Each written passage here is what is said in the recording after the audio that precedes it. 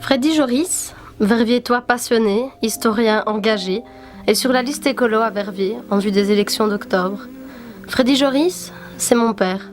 J'ai toujours eu plein de choses à lui demander et vous comprendrez que j'en ai encore davantage aujourd'hui. Mais cette fois-ci, comme les réponses concernent tout le monde, je lui ai proposé qu'on filme nos échanges. Et surtout qu'on ne coupe rien au montage. Parce que 2 minutes de vidéo ne suffiraient pas pour exposer les questions, les constats et les propositions qu'un individu amène avec lui lorsqu'il se lance en politique.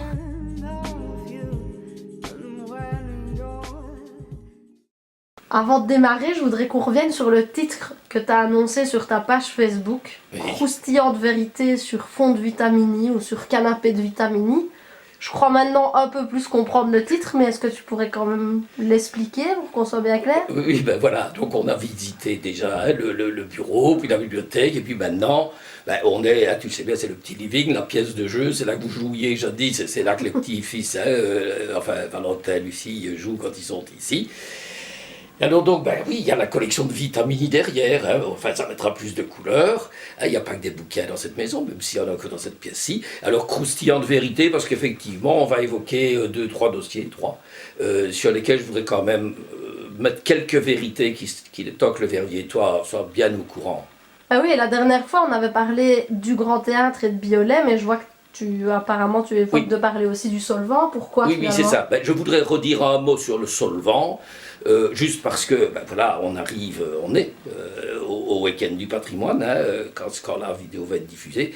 Et donc, j'ai dû annuler les visites qui étaient prévues au solvant lors de ce week-end du patrimoine. Et c'est peut-être l'occasion d'un peu rappeler ce qu'est ce dossier du solvant. Et donc, je me suis beaucoup occupé. Et je répète, on ne fait jamais rien tout seul.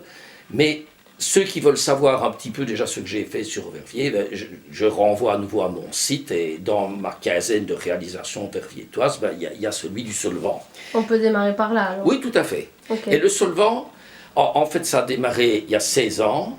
En 2002, il y avait des menaces sur toute la réserve de machines textiles de la ville de Verviers qui était éparpillée un peu partout à gauche, à droite dans la ville.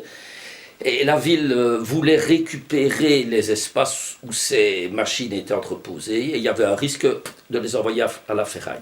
Nous nous sommes mobilisés, les membres du comité scientifique d'histoire de Verviers que je présidais, et vraiment conjointement avec le bourgmestre de Zama à l'époque, et Julien Mestré, on a réussi à trouver une formule. On va louer l'ancienne usine du solvant et on va y mettre là toutes les machines textiles. Ça, c'était en 2002. Très vite, on a eu des bénévoles qui ont accepté de venir pour remettre petit à petit en état ces machines. Et ces bénévoles, ils travaillent toutes les semaines, chaque été, depuis maintenant près de 15 ans, donc c'est extra.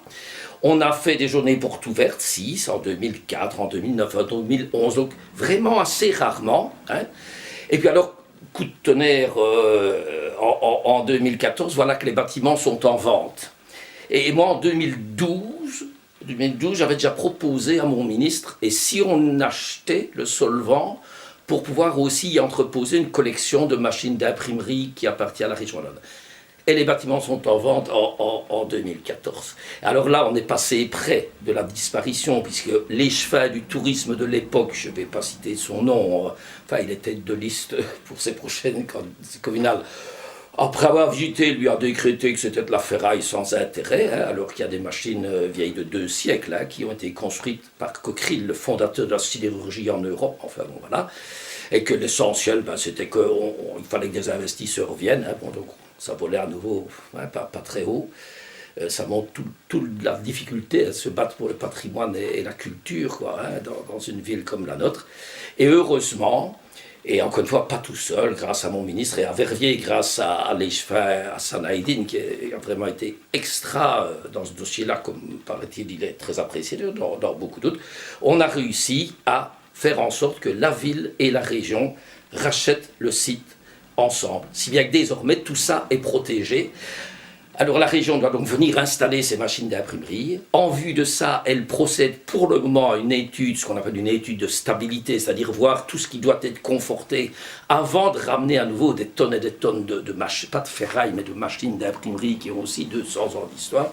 Et c'est à cause de cette étude-là qu'on est pour le moment, on nous a demandé de ne plus organiser des grosses manifs. Donc je voulais en profiter pour le préciser. Ok, on passe à Biolay. On peut passer à Biolay, comme ça on reste dans le même, Bah oui, en gros dans le même coin. On revient de la rue de Limbourg, on revient sur la place, sur la place Somneville, enfin la pseudo-place Somneville. Hein. Donc, j'étais à la manœuvre en 2002 pour le Solvant, j'ai été à la manœuvre dès 2000 pour Biolay. En 2000, une moitié de l'hôtel Biolay a été mise en vente. Et j'ai proposé à mon ministre, à Dardenne, à l'époque, de le racheter. Juste à ce moment-là, la Fondation Roi-Baudouin achète, grâce à un don assez plantureux, l'autre moitié de l'hôtel Biolay, et elle me contacte, elle me dit, est-ce qu'on ne se mettrait pas d'accord? La Fondation Roi-Baudouin reprend le tout, elle crée un fonds qui va gérer ce tout, donc on est toujours propriétaire, hein, quand je dis on, c'est le fonds que je préside, le fonds sous ma villa, est propriétaire de tout le bâtiment. Vous en êtes le président, monsieur Joris, et l'objectif, c'est il faut faire dedans un projet muséal. C'est la condition grâce à quoi on a pu acheter. Très bonne collaboration là aussi avec Dezama. On aboutit en 2005 et l'idée, c'est on va en faire un musée d'histoire et des beaux-arts. Et une maison de l'histoire verviétoise où on va regrouper non seulement les objets historiques, mais aussi toutes les archives, tous les journaux anciens, etc. En 2008, j'arrive à faire en sorte qu'on inscrive le dossier dans un accord de coopération région-communauté. Cet accord, il concerne 6 ou 8 bâtiments pour toute la Wallonie. Des monuments dans lesquels on va faire des activités, des projets culturels. Donc un accord par lequel la communauté française dit, sur ces monuments-là, et uniquement sur ceux-là, ils sont 6, j'accepte moi de mettre plus d'argent que prévu. Et la région dit, et éventuellement nous aussi. Et cet accord, il est conclu en 2008. Et sur les 6 bâtiments, j'arrive à ce qu'il y en ait 2 sur Verviers. Un cadeau colossal à la ville. Et la ville n'en a pas profité. En 2015, on a fait le bilan de l'accord de coopération. On a vu, quand on voit le bilan, d'ailleurs je te le montrerai, que le théâtre de l'émulation à Liège, c'était réussi, c'était achevé, ça s'est fini en 2013. Le musée de la céramique, ça s'est terminé. Et à côté de ça, les 2 dossiers de Verviers, eux, ils étaient en rade. Et pourquoi ils étaient en rade? Parce qu'il s'est passé une catastrophe en 2012. On avait donc un super beau projet. Les architectes, c'est un grand bureau, V+, a fait un projet magnifique. Il faut se rendre compte que Biolay, c'est vraiment faire un projet de musée ultra moderne, derrière et à moitié dedans, un monument ancien. Eh bien, en 2012, il y a eu une polémique. Est-ce qu'on doit faire Biolay ou le Grand Théâtre? Une polémique, mais ahurissante.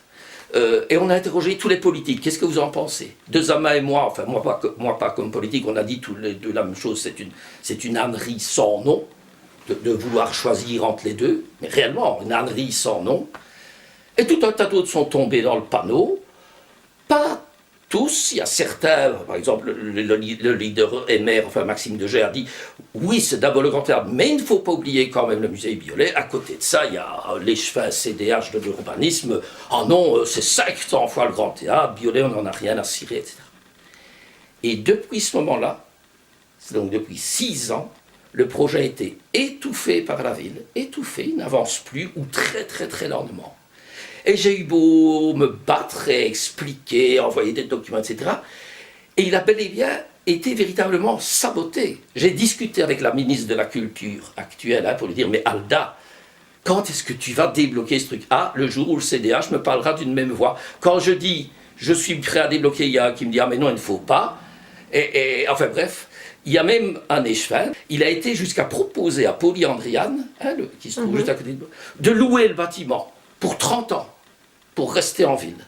Donc je n'ai jamais vu un dossier saboté comme ça par une ville.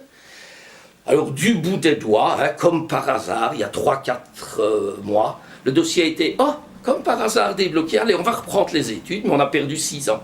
Alors qu'il y avait moyen de faire l'hôtel Biolay, le musée, et puis après de faire le Grand Théâtre. Et voilà. Et donc en fait, finalement, enfin, il ne nous reste plus qu'à parler du Grand Théâtre et on remarque que c'est un peu le même problème ou alors c'est un autre C'est à peu près le même problème. Et c'est vrai que j'ai toujours l'air d'être énervé, d'être écœuré, mais ça fait 25 ans que je travaille dans ces trucs-là. Ben, le Grand Théâtre. Alors on va dire, ah Joris, c'est moi je. Ok, oui. En 98, donc il y a 20 ans pile, hein, c'est moi qui ai pris l'initiative. J'ai été chef adjoint chez Collignon, de proposer que le Grand Théâtre soit classé. J'en avais parlé avec les Schwinn de l'époque, Jean-Marie Delobel, on entendait à merveille avec lui. Je lui ai dit, si on arrive à classer, oui, le dossier un jour sera lent, c'est très lent quand on est classé, mais par contre, tu as du fric de la région Wallonne, à coup sûr, tu auras 80% de subsides pour le bâtiment. Ok, on y va. On lance le classement en 98. On l'obtient en 2003.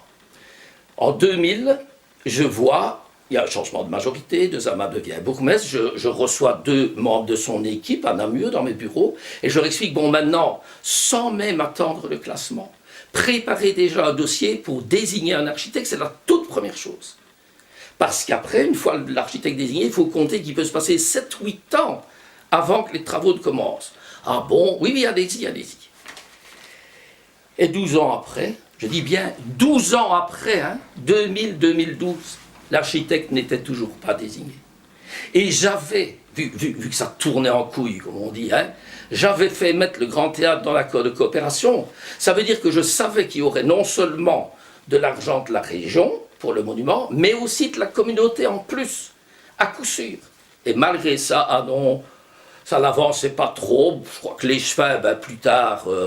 c'est pas Jean-François Istas, c'est un autre. Il a proposé, lui, qu'on détruise le Grand Théâtre. Donc c'est ce mec-là qui, pendant 6 ans, était censé faire avancer la restauration. Et puis ça a avancé. En 2012, une jeune échevine émère qui arrive. Alors elle a fait 3 choses. Quelque chose de très bien, et puis 2 grosses conneries. Quelque chose de très bien, c'est qu'elle a enfin fait le concours pour désigner un architecte. Mais je me permets d'insister, quand je dis elle, ou la ville de Verviers, c'est l'Institut derrière. C'est mes services et mes collaborateurs qui ont tout fait avec les services de la ville. Hein. C'est nous qui faisions les 9/10 du boulot. Hein. Et puis après, c'est les Schwinn qui disent « nous avons réussi à... Hein. » Mais bon, ça, c'est ce qu'on appelle les règles du jeu. Ça ne me gêne pas de les jouer. Sauf quand on fait des âneries colossales. Et l'ânerie colossale, elle est venue 2 ans après, en 2014. La ville achète le nouveau bazar, hein, je t'en ai pas la dernière fois. Et les Schwinn décrètent, et le bourgmestre laisse faire, ah ben le Grand Théâtre, on va faire un projet économique dedans, et tout ce qui se fait au Grand Théâtre, on va le faire dans l'ancien grand magasin. Alors j'ai assisté à une réunion ahurissante. En mars-avril 2014, j'avais réussi, moi, à reconvaincre la communauté française qu'il fallait quand même faire confiance, que le dossier... Parce que la communauté française qui voyait qu'il y avait 2 dossiers de Verviers dans l'accord de coopération, mais que les 2 dossiers n'avançaient pas. Un, Biolay était saboté, et l'autre n'avançait que très très peu, commençait tout doucement à mal le voir. J'obtiens de faire venir à Verviers tous les hauts fonctionnaires de la communauté concernés par la restauration éventuelle du théâtre et son utilisation. Et à cette réunion-là, en présence du bourgmestre, l'Échevine explique à tout le monde, et tout le monde est tombé par sa chaise, hein, que, rassurez-vous, on n'a plus à se préoccuper du Grand Théâtre, on ne fera rien au Grand Théâtre, on fera de l'économique. Nous, on va tout faire dans l'ancien bazar, dans le nouveau bazar. Donc, le Grand Théâtre, c'est un projet économique. Mais enfin, on va en parler, hein, je vais vous expliquer mon idée, etc. Tout le monde a huri. Et la chef de la délégation de la communauté, donc une directrice générale, hein, avec 5 directeurs, elle dit, ben, écoutez, madame, nous on va s'en aller, parce qu'un projet économique, la communauté ne mettra pas 1 euro hein, dans le Grand Théâtre. Et ce jour-là, le dossier du Grand Théâtre, il a pris un coup dans l'aile, mais pour longtemps. Hein. Et alors la deuxième ânerie, ça a été la même échevine, 1 an après, croyant que ça allait déclencher une mobilisation de tout le pays, ou de la région de la communauté, on va fermer le théâtre parce qu'il y a une moulure qui est tombée. Stupidité, hein. Ça a été le coup de massue. Ah, ça a été le coup de massue. En plus, donc, le dossier était au point mort, mais même plus au point mort, il avait coulé devant la communauté. En plus, on fermait le théâtre, et le centre culturel, hein, donc Audrey Bonhomme, la nouvelle directrice, du jour au lendemain, se retrouvait sans aucune salle. Et les Schwinn étaient persuadés que, vu ça, tout le monde allait se mobiliser pour faire avancer le dossier. Non, on a considéré la ville de Verviers encore plus incompétente qu'on ne le pensait. Alors, Mais depuis lors, eh ben, ça depuis bouge lors, il y a eu parfois, changement non? de majorité. Ouais. Non, depuis lors, ça s'est redressé. Ouais. Donc Jean-François Istas est arrivé, a repris la culture. Et là, il avait cette fois-ci les coups d'œil franches pour faire avancer le dossier. Et il a fait avancer le dossier. Et c'est vrai qu'il a, il a repris le bazar. Mais ça fait 3 ans qu'il se bat pour essayer de redresser la barque aux yeux de la communauté. Heureusement qu'il y a des groupes comme celui de M. Cocheteux qui se mobilisent pour insister tout le temps. Le groupe sur Facebook. Sur Facebook, le Ouais. groupe Sauvons le Grand Théâtre de Verviers. Je dis, l'Échevin fait tout ce qu'il peut, mais il y a eu un dégât monstre. Et à nouveau, si on m'avait écouté en 2000 et qu'on avait déjà lancé le processus, les travaux ils pouvaient commencer vers 2012 et ils seraient achevés. Donc 2 dossiers où des politiciens locaux, par incompétence ou parfois on dit par méchanceté, enfin pour nuire à un dossier. Dans le cas de Biolay, il y a beaucoup qui ont dit ça. Ah mais Biolay c'est un projet de 2 amas, donc on va le casser quand le PS n'était plus au pouvoir. On nuit à la ville, on nuit à leur ville. Et voilà comment votre ville est dirigée. Ah oui, et ce qui est désespérant, c'est que dans tous les cas que tu as cités, c'est la culture Oui. qui est primordiale.